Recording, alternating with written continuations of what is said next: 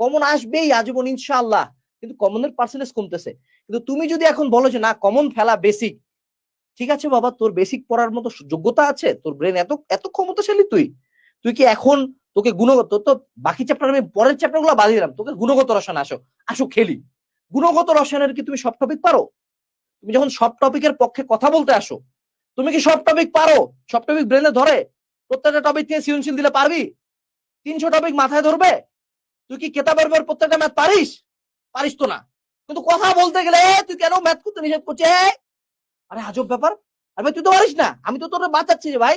তোর 100 কেজি নেওয়ার ক্ষমতা নাই, আপাতত তুই 20 নিয়ে দৌড় দে। না ভাই 20 কেন নেবে, 100 তো নিতে হবে। ওকে মনে কর 40 দিছ, নাই হয়ে গেছে, হ্যাঁ এলো সেম অবস্থা। সো কমনের জন্য পড়তে হবে। এবং আমাদের কোর্সে আমরা বিজনেস স্টাডিজ বলো, ইবিআই বলো, সায়েন্স বলো, প্রত্যেকটাতে টিচাররা সব টপিকই পড়াইছে। But they specifically told us যে এটা ইম্পর্টেন্ট। তুমি আমাকে বিগত বছরের যে কোনো বোর্ডের যে কোনো কোশ্চেন আনতো, আমি তোমাকে দেখাবো যে ইম্পর্টেন্ট টপিকের কোশ্চেন আছে, কিন্তু কিন্তু তুলনামূলক কম ছিল।